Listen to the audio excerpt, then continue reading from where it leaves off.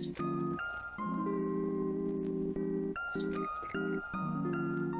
everyone, I'm Tara Power and I'm the Partnership Lead at StartSpace. It's wonderful to be here and I'm super excited about our next session.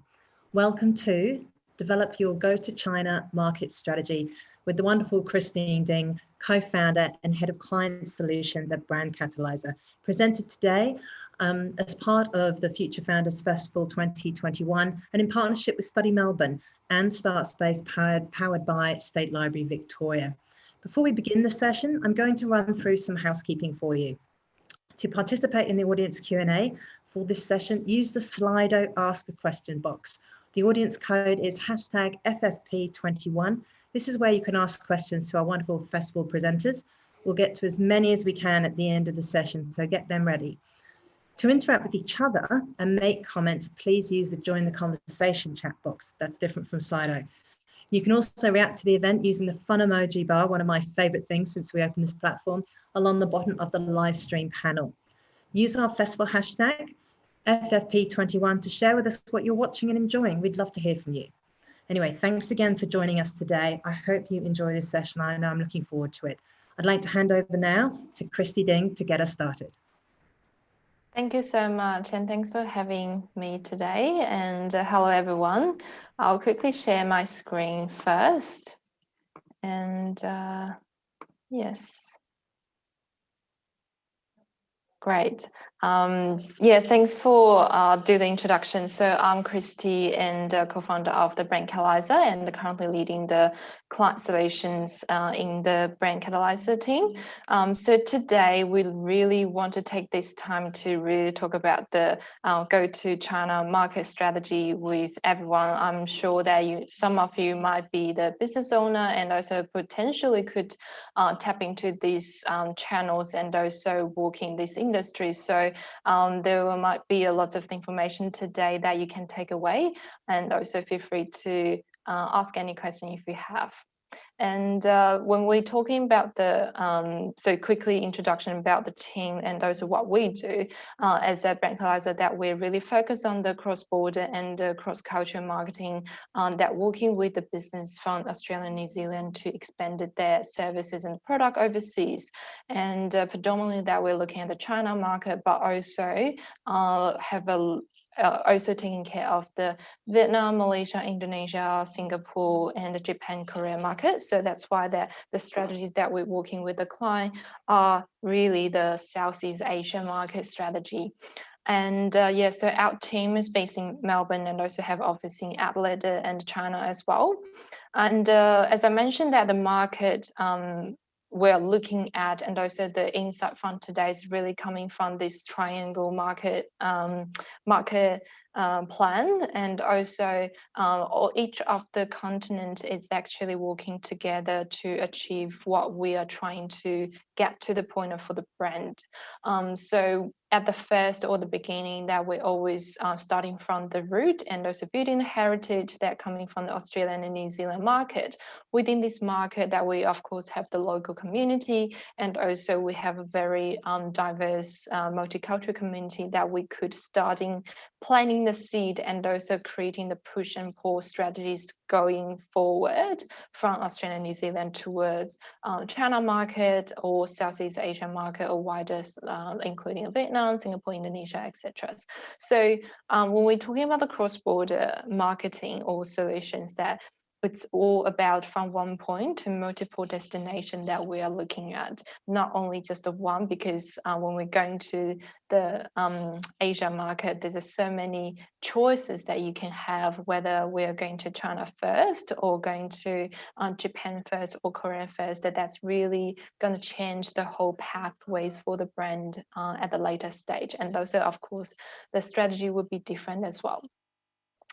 So as a snapshot, that those are the brands that we've been working with so far, that covers from skincare, cosmetic, health supplement, dairy, and also maternal food, as well as the fresh food. And also on top of that, on top of the FMCG client, that we also do the solution for business like B2B services. So for example, the school, the universities, and also the property client like Surfcop, that they're looking looking for the small to medium-sized business to rent their services after service to office. So we are very diverse in terms of the industry, and also the solution and the strategy will be different as well. When we're talking about strategy, a lot of people ask, what is strategy? What exactly does this word means? So this is also we've been asked about these questions so many times by the client and also the people around us as well. So when we talk about the strategy, you can think that as the plan and also the roadmap that you are planning for the business, that which steps and how many steps that you're going to take, and at each of the steps, what are you going to do, and what sort of the expectations that we could expect from the market or from the response, and also from the business, as well as the budget planning. So there's so many items that when we are coming down to the strategy need to think about. So in today's session, we can quickly take you through of some top level items that you need to start thinking about if you are going to tap into the foreign countries market and going to the Southeast Asia market. So as the starting point, I'd like to quickly show you a landscape that give you an idea of what I'm talking about, basically. So I found this is really interesting graph that from the consultant firm, that they have mapped out the majority of the media channels, as well as all the tools that people are using in China, comparing to the Western countries that we're using. So the category coming from the search, in search that we generally using Google or Bing or other one, but in China the major player is Baidu, and of course there are a couple of other search engines like 360, Sogo, etc. But we don't use Google basically in China, and similar to all the other category like the shopping, we don't have Amazon or eBay, but we do have Tmall, JD, Pinduoduo, Taobao, etc. There's a lot more marketplace that we can use. Payment, we have Alipay, WeChat Pay, and video, message, etc. So this like in China, there is a equivalent channel and apps that people are using, which are completely different from Australia, basically.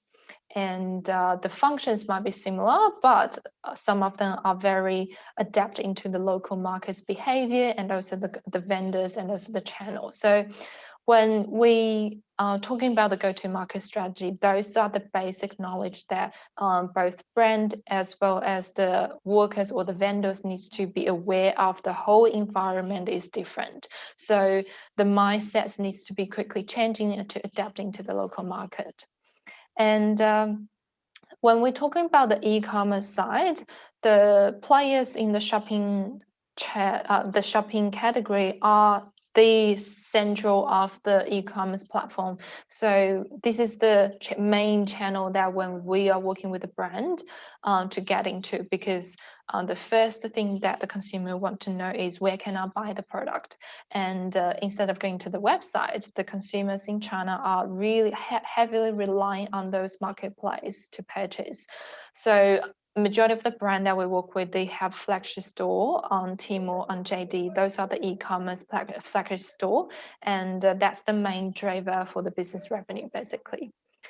And a quick diagram to show you the importance of each of the marketplace, give you an example, give you an idea of, for example, if you are running a brand, what's the platform that I need to start thinking as the priority? So from the general trade e-commerce by platform, that's Alibaba, for example, as the major player, that they have Tmall, have Taobao. So they are taking pretty much 58% of the market share, and then followed by JD, Pinduoduo, the other players. But when we're looking at the cross-border only, so the difference between the general trade and also the cross-border are the cross-border are only selling the brand that coming from overseas. If, for example, the Chinese domestic brand, they cannot come into the Kaola, Tmall Global, JD Global. So those e-commerce, the cross-border e-commerce are only for foreign brand. However, you can only, if you're a foreign brand, you can also go into the general trade one, but just require lots of more paperwork. And once we know the shopping side, the other side is how do we drive the traffic to your shopping marketplace? And those are the channels that customers are engaging on daily basis. So for example, the WeChat, people are in average, people are open up WeChat more than 12 times a day. That's just average. And for example, me, it's like I'm pretty much like logged on WeChat all the time throughout the day. I will only close it when I sleep. So this is how engaging the Chinese community are with the WeChat, similar to Little Red Book and the Weibo, Douyin, etc. Those are the major social media channels that people are using on a daily basis. And of course, their functions are very different. So those are the tools that the brands can use to creating the touch point with the consumers. So this is the 4 major social media channels that every brand we generally doing the knowledge share and also to educate them what's the difference between each of them and what's the similarities, for example, with WeChat versus Facebook. But first of all, the Facebook is not available in China, so the Chinese community are really relying on WeChat as the communication tool, but it's more than communicating because WeChat, which is held by Tencent, their holding company, they have so many other products that are embedded with WeChat app. So I'm not sure how many people over here today have WeChat app, but if you are using that, you can actually unlock lots of functions such as a payment.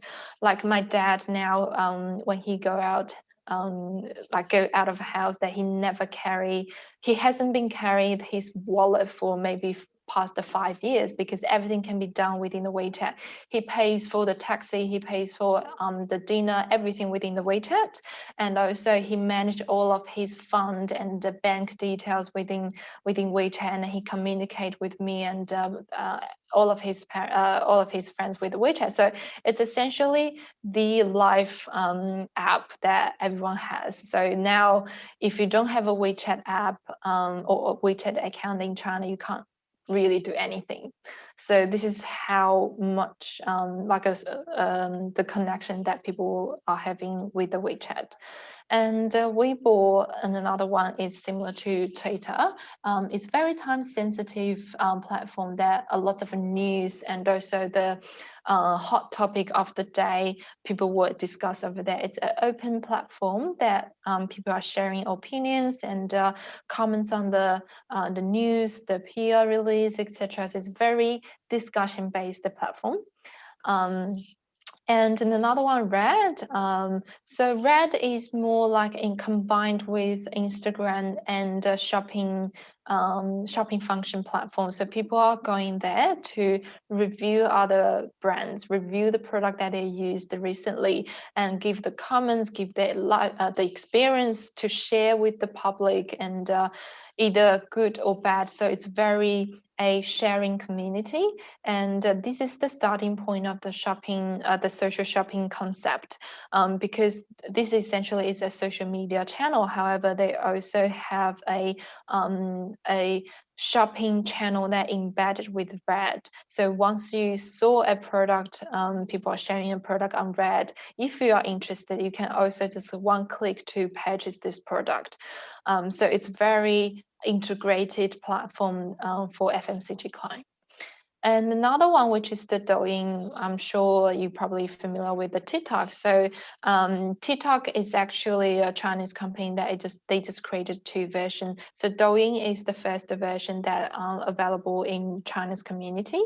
And it was started 3 years before TikTok started.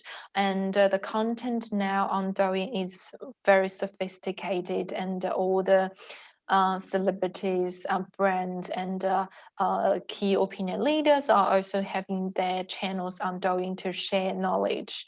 There are so much less the funny videos available now, unlike TikTok, now still in the first stage, I think. So that's just a very general introduction about each of the platform. And there are so many other platforms that brands and also each of the strategists can use to doing the marketing strategy. So we are today, because there's so many information, but just want to keep it very top level side, want to take you to through like the initial approach of the go-to-market strategy. So when we take a step back, that you can also think from your own experience that the people nowadays are not just existing on one channel. The journeys that we're on digital is very, I would say, like multiple touch points throughout the day. For example, in the morning, I open up the TV to watch the news, and also I go into the video side to have a look at what's going on from the TV news, and I check on my social media to hear what my friends are saying. So there's so many touch points on different platforms that we are engaging on daily basis. So as a brand or as a marketers, then when we're starting to planning those strategies, that we need to understand the consumers first. We need to know who are your consumers or who are your target audience, what's their behaviors, how many times that they're using WeChat, how many times that they're using Red, and when are they using those platforms, what sort of information they're looking for from those channels. So all of those is the front, like the front research that you need to understand, and then we plan out the channel. So it will be omni-channel strategies that from very top funnel, when people don't know what they want, how do we engage with them? When they are in the market, to start comparing A versus B, where are they comparing, what they are looking for, whether it's a price or the unique selling point, or what's the reason that driving the people to make the action to the next. So that's the marketers need to start thinking about it. And then like we can leverage on the video and live stream channel to really broadcasting those information and let people to know how to purchase, why to purchase, and where to purchase. So there's just so many touch points that we can tap into as a brand. Another one that I want to quickly touch base is the influencer strategy. So I'm sure you're no stranger to influencers marketing. It's the same methodology of what we're doing in the Western country, but slightly different structure in China, that when we're talking about the influencers. So I use the KOL and the KOC over here just to give you an idea of the tiers of the influencers in China have a different roles and the functions. And when we call the top tier influencers, they are more like a key opinion leader, like a KOLs. For those KOLs, that they could be either celebrities or the leader or the expert in that category. So generally, they have very high reputation in that market. Everyone knows about them. Not necessarily as a celebrity or singer or actors, but they could be a very famous doctors, and the doctor has a social media channel, and then this doctor will be a KOLs that we could engage with them to do the collaboration with the brands such as health supplement brand and baby formula brand, for example. And in the mid-tier, those are very product-oriented KOLs. They probably not have such strong communities as the top tier. However, they are very focused on the product itself. Majority of them are focused on one category, like the natural skincare category. So everything that I'm talking about will be the natural skincare. And sometimes that they are very focused on the maternal product. So they will be coming from how to raise kids, how to take care of the nutrition supplements, etc. So it's very product oriented. And majority of the mid-tier KOLs, they can do, they are also live streamers. The live streamers in China, they need to meet a certain criteria to become a live streamer. It's not like anyone can be. So there's still an entry gate there for people to become a live streamer, and to become a successful live streamer that requires a lot of the knowledge and also the skills that they could like required to become a live streamer on those platforms. So when we move down, there will be KOCs. So KOCs is a key opinion consumers. So I could be a KOC because I'm not pretty much like I'm nobody in the community side, but I still want to share my opinion about a particular brand. So I generally might have a very small size of the community or followers to my social media, but I actively sharing my thoughts and commenting my feeling about a particular brand or product. And so those people are more like the KOCs. So they can be very focused on the category like fitness, lifestyle, travel, foodie, maternal, beauty, etc. So those are the pyramids that we generally are taking this as an approach when we go into the influencer strategy for brand. And of course, the channel is different, and the product itself can sometimes that skincare would only success in a certain platform, but on the other side, the baby formula probably can only suitable for another part of the channels. So yeah, so after we talk about the strategy, but the core point is the customer intentions. So without knowing the customer intentions, we can't really design a good strategies. So I just thought it'd be interesting to quickly show you as the top level research that what sort of the intentions that people are showing when they come down to the cross-border. So the research shows that the female buyers more strongly favor Asian countries, like Japan and Korea.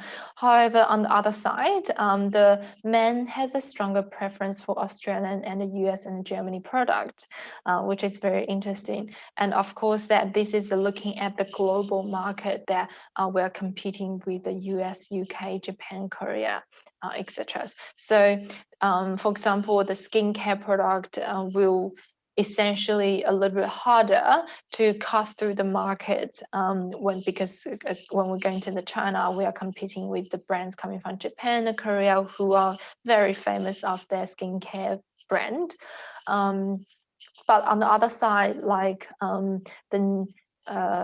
the muscle beauty and the protein powder, which are really attracted to those gym junkie, I would say. So those particular product are in high demand, that they have a favorite for Australian made. And then another one is also for the cross-border e-commerce. So the main reason for people buying the overseas brand come down to the five incentive. So the first one is the higher quality and more reliable, and for majority of the Australian brands and the product, that we can definitely claim that. And then the second would be the lower risk of FX and the cheaper. Probably not so much about the cheaper when they come down to the Australian product, but definitely we can own the quality side. And yeah, so for the cross-border e-commerce is projected to see continue growing in China, and this is primarily driven by the widespread perception about the product that coming from Australia contains like natural ingredients, and because Australia are known as having a very high standard of the product selections and also manufacturer verification. So generally, that the product coming from Australia will have the perception that it's reliable. And also another one is demand of overseas brand by category. So we'll look at the category. The mom and baby, beauty and cosmetic, healthcare and the nutrition are the one that Australian brands are proud of, and the majority of the exporting brands are lighting to these three categories. However, if we're looking at the global market, interesting to see that fashion is actually ranking the top one, because of course that majority of the exported brand coming from overseas are US, European brands. So those are very famous for the fashion category. But the three part over here is majority of the Australian brands can own it.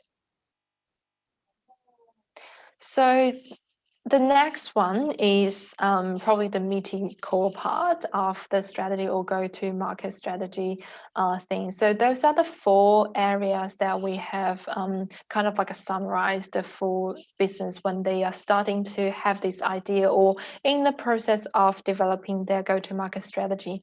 Those are the 4 categories that are essential, and also you need to have the answer before you're taking any actions. So come down to the brand, product, and for this part, you need to ask yourself, if you're a brand, does my product have a market fit in China? Is my team and production team ready for the China market? Because sometimes that if the product start going to China, you need to expect it to be either extremely well that your production needs to quickly catch up with the demand, or you could potentially just sink in the ocean. So these are like extreme scenarios that you need to prepare for yourself before you're going to the market. And then is, do I have an in-house expert or trusted organization to rely on? Because it's definitely a new market and the whole game is very different from what we see in Australia. So having a trusted advisory or a trusted vendor partners that to helping you to guide you through step by step, that will save a lot of your time and money meeting those or doing wrong actions. Another one, which is distribution. So because majority of the brands and the category that we're working on is in the FMCG. So the distribution is a very core things that you need to solve out before you actually starting selling. So you need to have a distributor in China, and your distributor might be able to help you with the logistics solution, or you need to actually hire a warehouse to store all your product. And also who is doing the customer service, because when we're selling the product, there will be always inquiries and the communications that you need to having those open dialogues with your customers. So who's going to do that for you? And then is the sales funnel.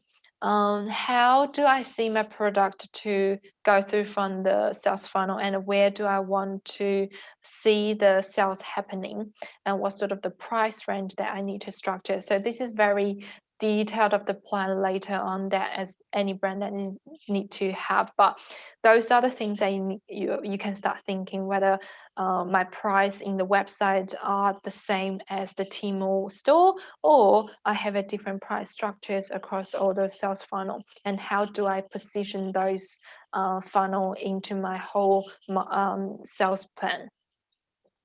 And the last will come down to the marketing. How do I get people to know about the brand, and how can I slowly build my word of mouth, and how do I drive the traffic to my sales store to purchase, to generate the business revenue? So those are the 4 big areas that any brand need to think about before they take any actions. And as a Brand Catalyser, so I talked about so many questions, and of course that we also have the solutions for the brand as well. What generally that we help the business or the brand to do is we would do a lot of pre-launching.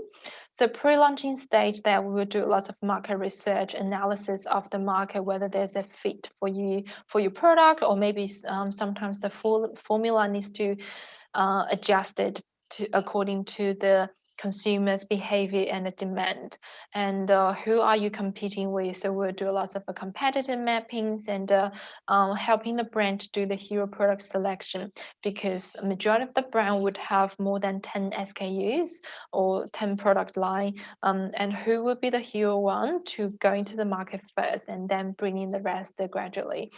And what sort of the packages that you need to design for this market, and what the consumer journeys looks like. So all of those needs to be done before launching, and what we call it is the pre-launching phase. And then is the distribution strategy, or sort of the strategy or plan that we can have, and we will help the brand to establish the e-commerce platform selection, and also to identify who are the right partner for their distribution, and what sort of the warehouse solution that they need to have. And of course, the price structure is very important. And then we do a lot of brand strategy. How do we position the brand in the market, the product, etc., and then marketing, consumer experience, and the measurement. So throughout the whole journey, that we will always do the social listening to actually capture every voice that we can get from the market to feed back to the business for the future decision. And any campaign that we've done, we need to collect those insights to helping us to developing the further improvement of the strategy, whether this campaign is in the right direction, or maybe we can quickly change it to perform better. So that's the general strategy or steps that we would do for the brand. And as our team, that we partner with all of those media channels that I mentioned in the early stage, that coming from social media, search, video, acquisition channel, programmatic, etc. So we are partnered with all of those platforms to enable any foreign brands to having an inventory on those ones. So that's the quick general introduction of the go-to-market strategy. However, I have prepared some case studies for us to really understand what exactly means does the go-to-market strategy is. And for example, the campaign that we've done for Sukin is very interesting. We started with the Sukin in the package, and when we slowly to building the brand in the market, that we collected enough feedback from the market to inform us that the new package is the right direction, because the old package has the perception of very cheap and not really premium skincare. So we're giving that the price point of Sukin is not as cheap as all the other domestic cheap brand. So we're still in the middle of the price range. So we need to shift the audience perception and also the mindset towards the premium one. So we changed the whole package.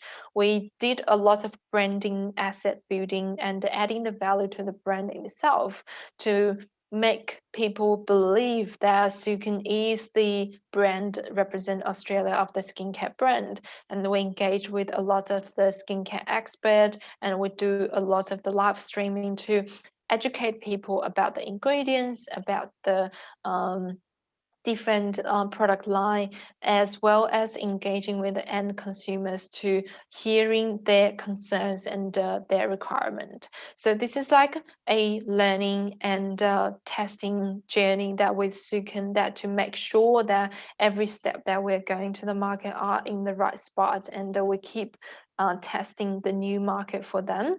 And of course, that based on those insights, that's the information that we can feed back to the new product development side, which is really helpful. So throughout the whole ongoing Sukin campaign, that we have increased the brand, like the community for Sukin from scratch to now we have 14,000 followers on the social media account, and of course the monthly basis that we are driving revenue of positive ROI as well.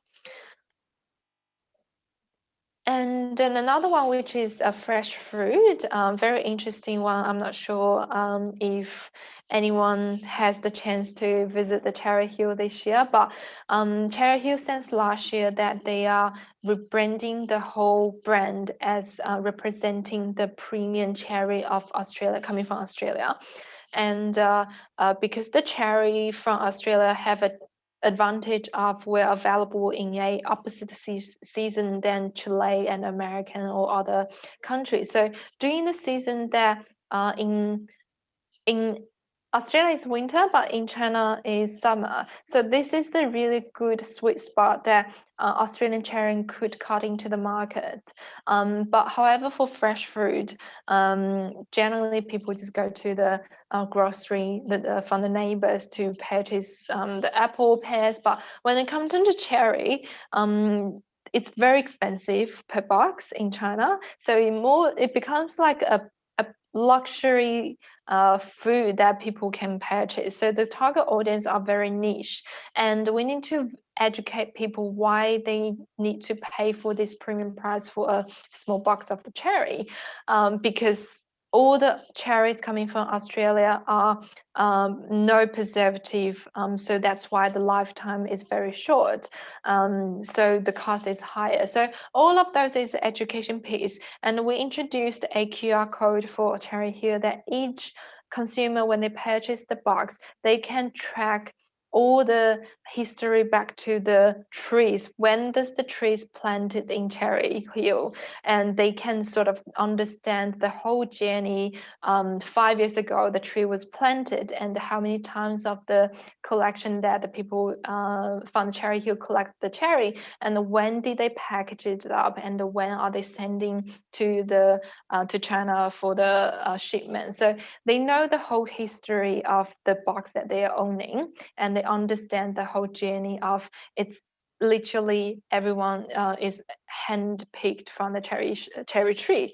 So the whole journey and the story has been delivered to consumers, then the whole packaging up and the brand value has been lifted up. So this is a really successful campaign that we've run with Cherry Hill, as well as we had the collaborations with China, the top tier restaurant, and also the dessert house that to introduce in Cherry Hill branded dessert and drinks, like a cocktail, Cherry Hill cocktail. So this is really good campaign that we activated the branding from China, as well as connecting the heritage in Australia.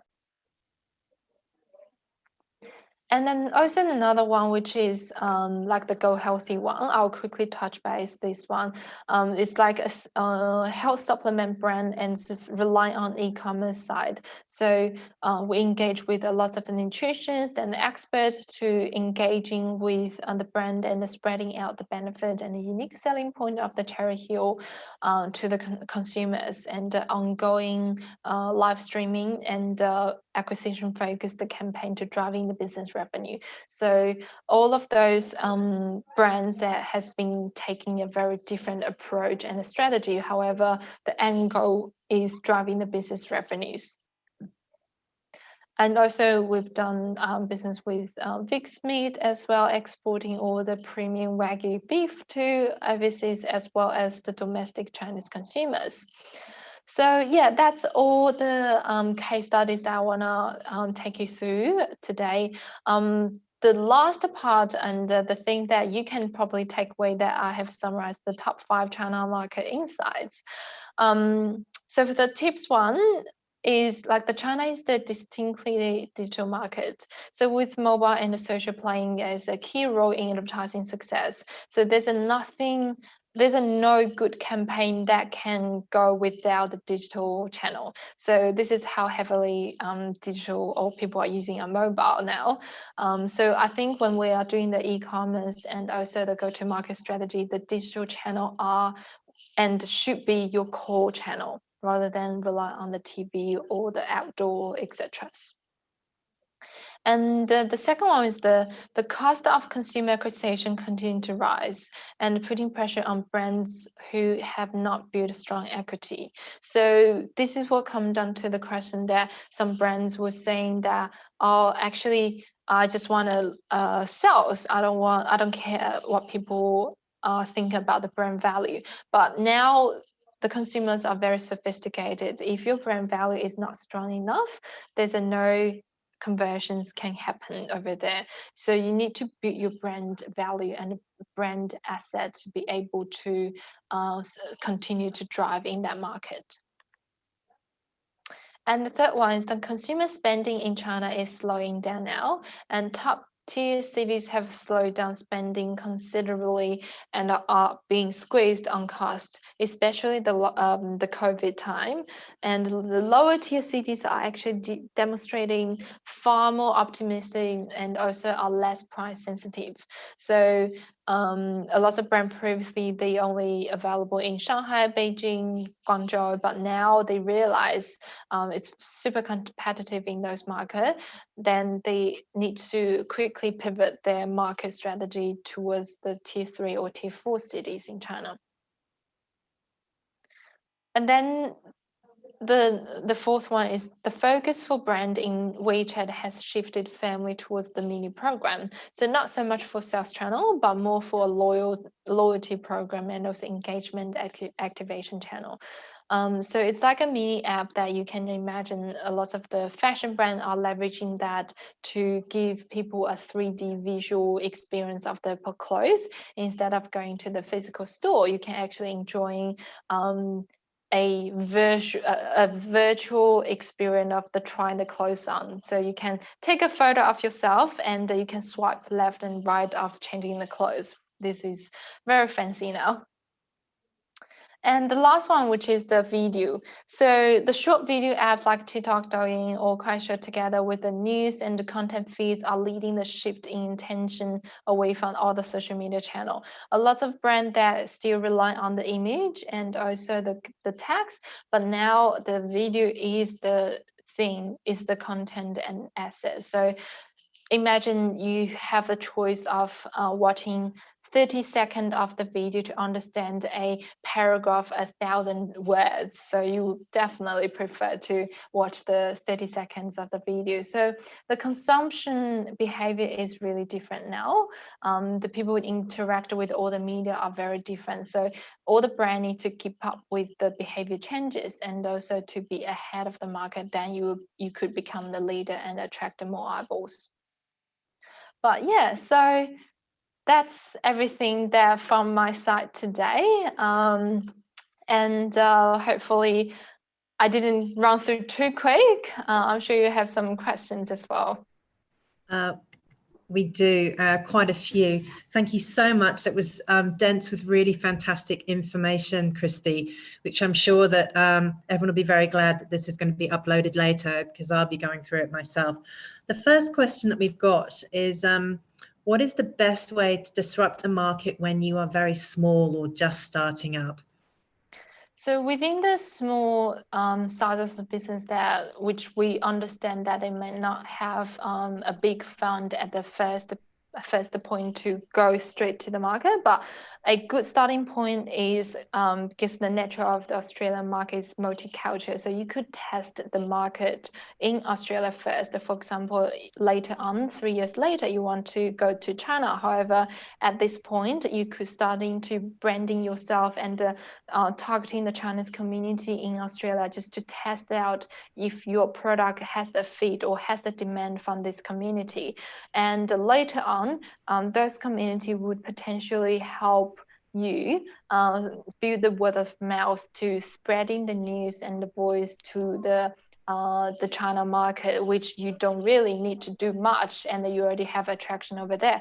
And at that point, you can decide that, yes, I want to go to the market with full force. Then you can plan out each step. How do I do it?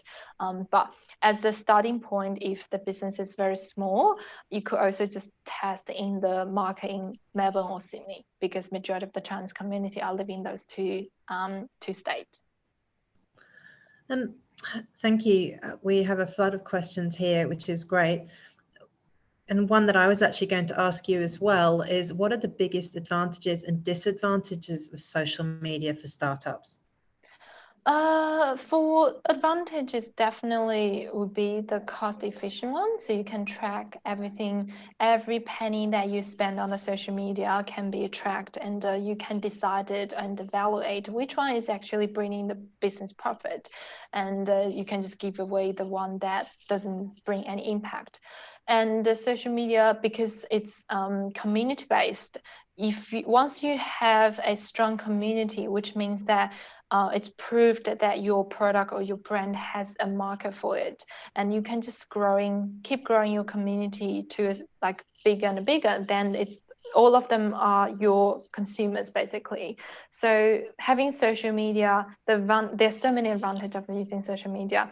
I couldn't think of any disadvantage of using social media yet, because now we're talking about the go-to China market, that the social media are the key for everything essentially. Probably disadvantage is you need to have a massive content and also a massive engagement with the KOLs and the KOCs to see a attraction, because once you start to do it, it would never, like, it's not recommended you to pause or go dark after, because all the work that you've done in the front will be wasted. So example of there was a brand in the past that they spent a lot of money for the first 6 months to build their brand, build the community, and we got a really good result from the China market. And then the team has decided to take a pause because they need to shift all the budget from China market to other market, because other market is not as performing as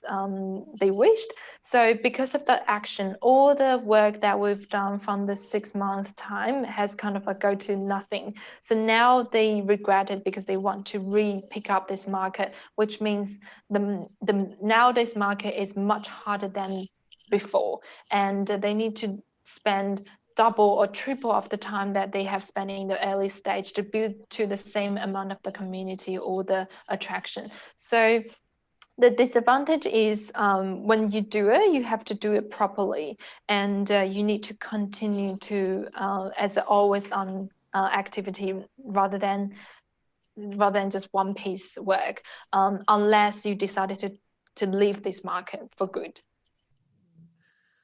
No, I can see that. And I had a personal follow-up question to that as well, is that you do all that amazing research and then you tell a client that they don't fit and what they have doesn't fit. Does that often happen? And then does the client actually go ahead and go to China anyway? No, so generally it hasn't happened, to be honest, because all the market research that we've done for the client has approved to justify the hypothesis, and everything is rationalized. And unless the decision was made outside of the research, which they might have other acquisition happening within the China, which is really not because of the market research. But generally, if we found the product, for example, recently happened, there was a brand that came to us that after the research we've done, it doesn't have a fit in China. So we recommend them to look into the other markets, such as Vietnam market and the Indonesia market. But so those are the recommendations that we would generally give to the client, because not all the product can fit in the China market, but we can really help them to understand the whole Southeast Asia market. Where is the fit? No, that's great. And something you spoke about earlier, which this question follows on from, is it a good idea to apply your social media strategy to your personal accounts, not business? Some people make some mistakes here, but people really wanted to know, is it wise for founders to do this and to have a big personal following?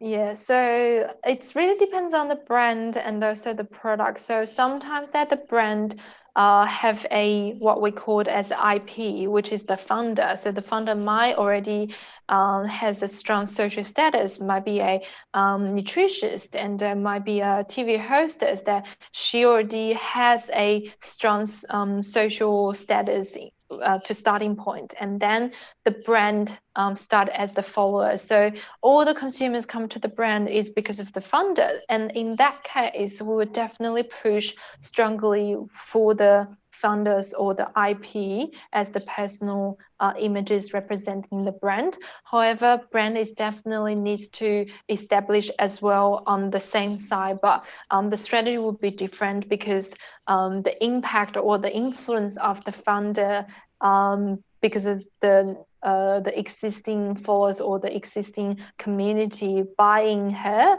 and so buying to the product. So in that case, that's the best case that we would definitely recommend to do two at the same time. Sometimes that the brand is just having a strong community, and the community is because of the product is really good. So in that case, there's not necessarily to push the funder out, but again depends on the business and also the management team. How do they see the brand to grow further, whether the IP will essentially bring any impact back to the business. Thanks, that's great. I think one of the questions that's been coming up a lot is it difficult to get products manufactured and shipped to Australia? And can small startups tap into these channels and develop business relationships? I think that's come up in different ways about that. So just clarify the question. So that would be the product coming from overseas to Australia? To Australia, yes. Right. It's actually interesting. So at the Brand Catalyser, we do cross-border, not only Australian to China, but also China business to Australia. However, the category are very different.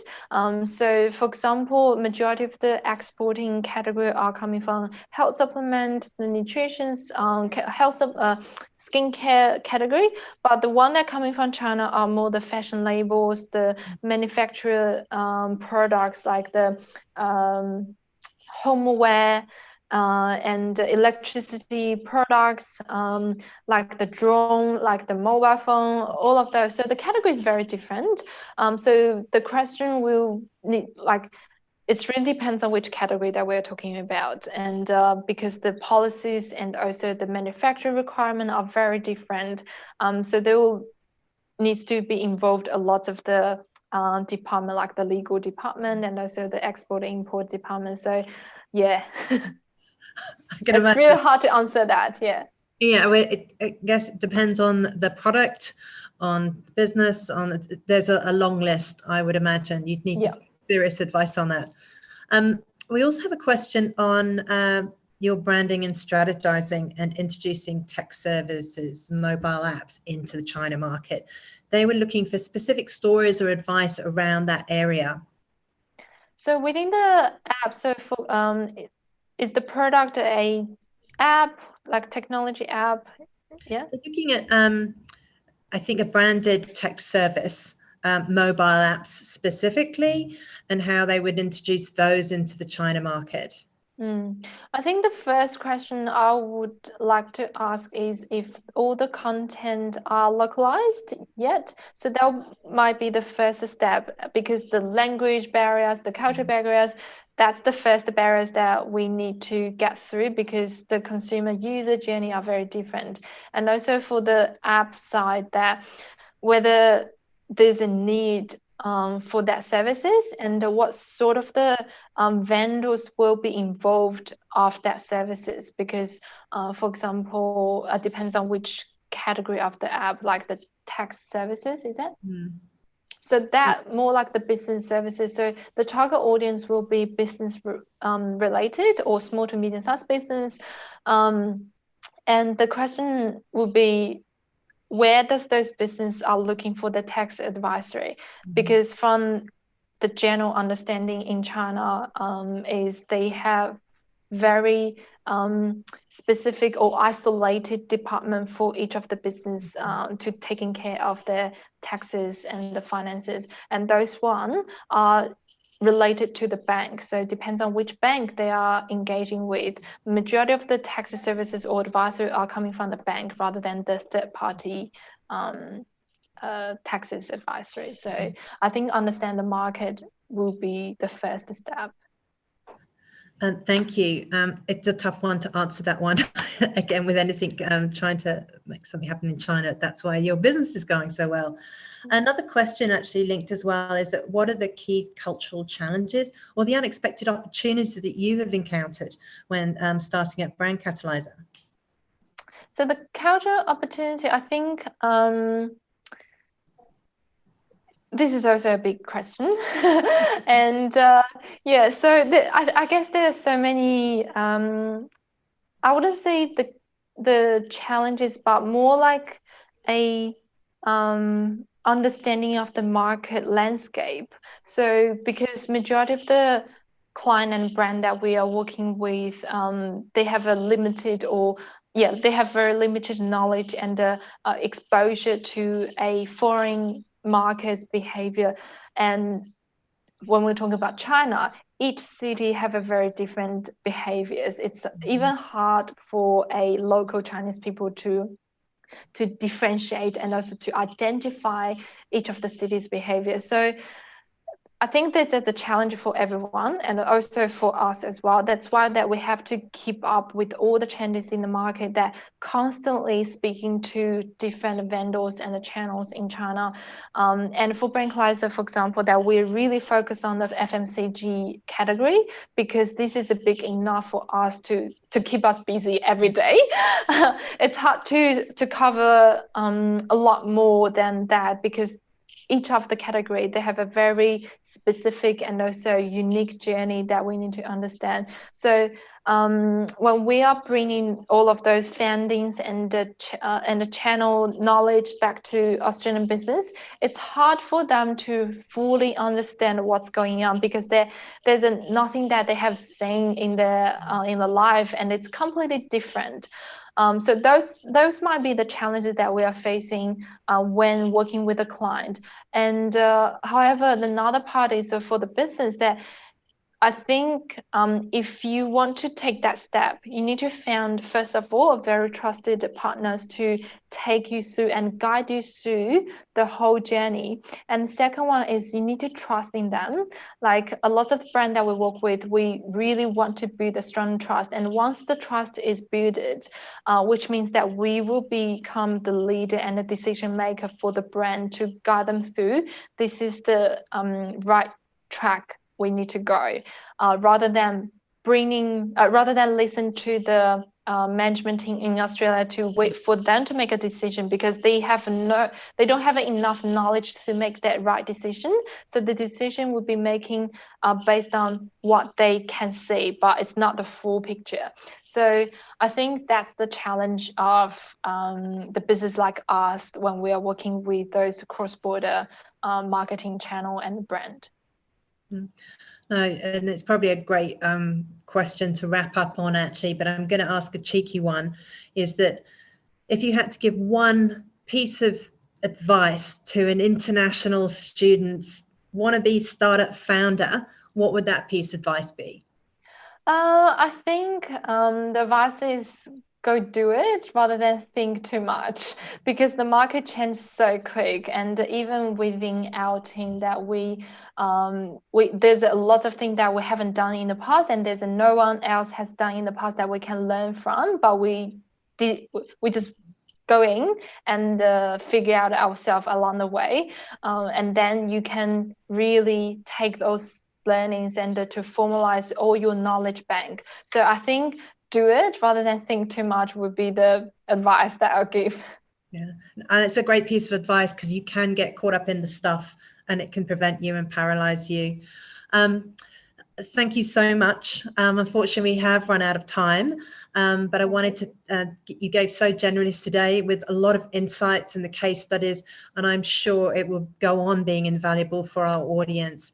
And thanks to everyone who participated. We really appreciate it when you ask questions. But before we end this session, I would like to mention a little bit about the StartSpace community.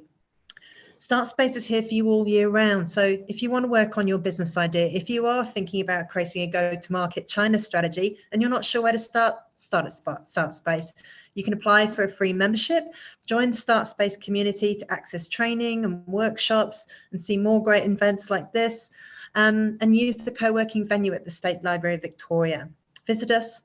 Check us out at startspacehq.com to sign up for the newsletter and apply to join the community. Thanks again, Christie. It's been wonderful. And everyone else, enjoy the rest of the festival. Thank you.